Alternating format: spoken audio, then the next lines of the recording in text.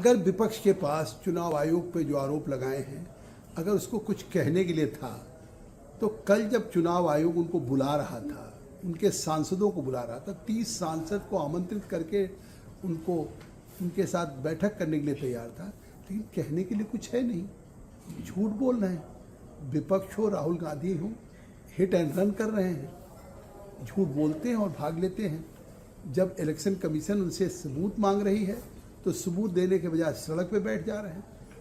अगर आप चुनाव आयोग से जवाब चाहते हैं तो आप सड़क पे क्यों बैठे हैं? जब वो आपको आमंत्रित कर रहे हैं अपने ऑफिस में 3 सांसदों के साथ, तो आप जाइए, सबूत दीजिए और जवाब लीजिए।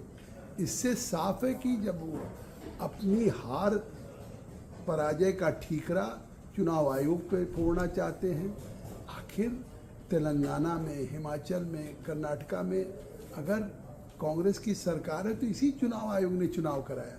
वो खुद सांसद है राहुल या अखिलेश, तो इसी चुनाव आयोग ने कराया। देश के सामने संवैधानिक संस्था को की छवि को धूमिल करना चाहते हैं, उसको कमजोर कर। ये उनका फ्रस्ट्रेशन है। ये अब जिस तरह से सड़कों पे सदन में हंगामा कर रहे हैं, सदन को बाधित कर रहे हैं, जिस तरह से सड़क पे पुलिस के साथ झगड़ा कर रहे हैं, बैरिकेड तोड़ रहे हैं, तो ये तो हिंसा का संकेत है कि अब उनको अहिंसा में अगर विश्वास होता, लोकतंत्र में विश्वास होता, तो इस समय सदन चल रहा है।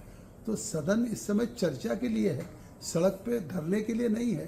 तो जनता ने उनको चुन करके भेजा है कि लोकतंत्र में जाइए और कानून बनाने से लेकर के विषयों पर, समस्याओं पर चर्चा करिए, उसमें हमारी आवाज़ उठाइए।